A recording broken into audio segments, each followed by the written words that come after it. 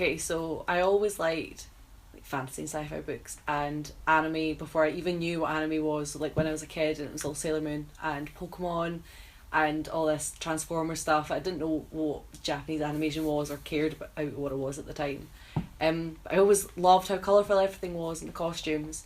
Uh, so that's like where my interest in it spawned, but I didn't really get into cosplay as an art form itself until in my 20s. Basically when you have the money to like spend on things like bodysuits and silver shoes.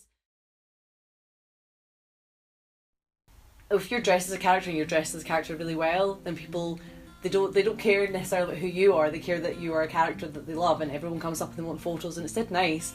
And it's suddenly they're just like, oh, that's Dark Magician Girl from Yu-Gi-Oh! It's like it's not. I'm not Haley from Balmaha. I'm a character, which is really cool. And when that started happening at the beginning, it kind of got a bit infectious. Like made me look forward to doing more. Yeah. Oh god, the learning curve is not being able to sew. And trying to work out what materials work best, because like first glance you're like, oh, just make these props out of plastic, that'll be fine, but like things very quickly get very heavy, and if you're trying to wear them all the way through a convention, if they're heavy, if they're massive, like it's going to get cumbersome, it's going to get broken, that you have to make sure that it supports its own weight. So there was like so many things to think about, and that was just for props, not even with the costume. But that was I had to learn to sew. I was trying so hard to not learn how to sew. I was like, I don't want to, I refuse. But glue and staples only get you so far. So there was like there's some tough, very boring parts of making costumes that just, that's life, you have to do it. I decided that I was going to do Rydia from Final Fantasy IV because, not gonna lie, I wanted a green wig, I wanted nice green hair, and the costume was really, really cool. And at first I was like looking at it being like completely daunted, like oh my god, how am I making this? But then I found some images, like the costume kind of pared back, so it was like without the cape on, and without these arm bits, and I realised I was like, well actually, you know, the base of it is just like a bodysuit and I can like start doing things. So I had to like source the material, and at first I was worried because there was no way of me being able to make sure that any of the greens matched looked the same. But when the materials, that's why I decided to go for like translucent stuff for the sleeves and whatnot, because then they were slightly transparent anyway. So like, I love painting and drawing and whatnot, but making like the physical 3D costumes is like such a different thing, and it's something to learn, whereas like I already know like how to draw, but I didn't know how to make these. So in that respect, it's definitely a hobby for me.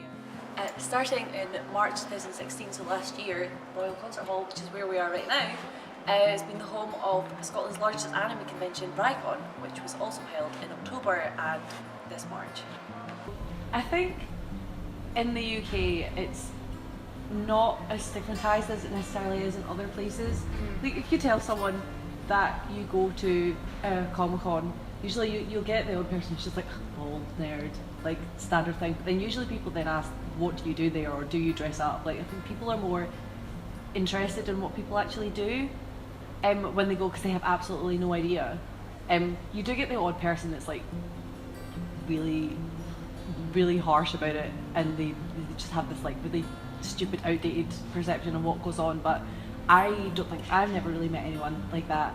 I know elsewhere it's like it's really, really stigmatised, but I think in the UK it's generally not. Like thousands and thousands of people go for different reasons. So many of these conventions now are home to like interviews with stars from like big TV shows like Game of Thrones, like, which nowadays millions of people watch Game of Thrones. It's not just that nerd culture thing. So I think the idea that conventions are uncool or only for a weird group of people is kind of getting challenged now. Yeah, so I think our generation certainly has like pushed the shift from it being a niche, underground, uncool thing to do to being a standard, like something that people can go to several conventions a year and it's actually possible. You don't have to like search desperately to find one to go to. It gets better with every year, but there's several things that you have to think about. People still have to, there are still people that get banned from conventions for sexual harassment. You still get a lot of people thinking that just because a girl is dressed up provocatively, because they're dressed up as a certain character, convention that gives you the excuse to touch them, because you think, oh, well, if I'm going to get a photo with them, like I have permission to like do whatever. You obviously don't, but you still have people that have that idea, and you get a lot of people voicing like these opinions and whatnot on social media. I haven't really experienced sexual harassment at convention personally. Apart from when I was dressed as Dark Magician Girl, I got quite a lot of fanboys that were maybe getting a bit handsy, but it's nothing I can handle. But obviously some people don't know how to handle it, so it just shouldn't happen in the first place. People should be respectful. Obviously a lot of this issue also stems from the fact that a lot of the female characters, particularly in comic books and sci-fi branching to anime, have very risky costumes, and you might love the character but the costume is ridiculous, but you're just going to go for it anyway. First of all, they should be applauded, because in today's society where so many people have like body confidence issues and whatnot, I think being able to wear something like that, regardless of your size or the way you look, it like just demonstrates how good cosplay can be for people's confidence, and just giving them this idea that they can be whatever they want to be. Whereas I think wearing the costumes for photos or out in public to conventions, that's when it becomes an expression, your personality and who you want to be, or someone that you can't be in everyday life, but you know, for this one day or for a few hours you can just do whatever you want and nobody's going to care about who you actually are, so you can just get away with whatever. And I think that's especially you get a lot of shaggy